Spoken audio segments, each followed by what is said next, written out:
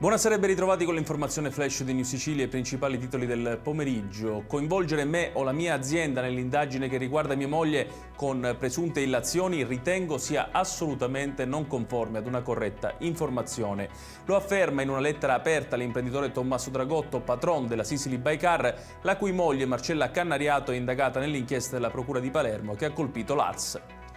Non sono stato io a uccidere mio figlio, così si è difeso in 3 ore di interrogatorio davanti al GIP di Barcellona Pozzo di Gotto Sebastiano Pirri, 63 anni, arrestato nei giorni scorsi con l'accusa di aver ucciso il figlio Angelo di 41 il 3 giugno con un colpo di pistola alla nuca. L'uomo in carcere a Messina è accusato di omicidio volontario aggravato.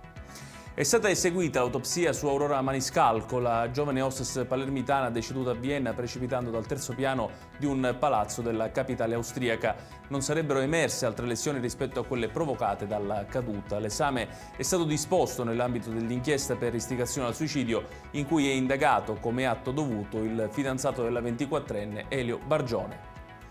Francesco Condorelli Caff, avvocato e storico esponente catanese del Movimento Sociale Italiano, è morto a 86 anni. È stato candidato alla presidenza della provincia e a sindaco di Catania. Il maggiore dei 3 figli, Antonio, è un collega giornalista. A lui e agli altri familiari l'abbraccio dell'intera redazione di New Sicilia.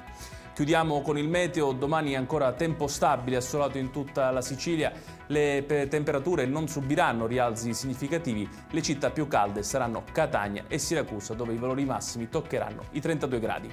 Ed è tutto per questa edizione, tutti i dettagli su queste notizie li trovate come sempre sul nostro sito www.newsicilia.it. Grazie per averci seguito e buon proseguimento di serata.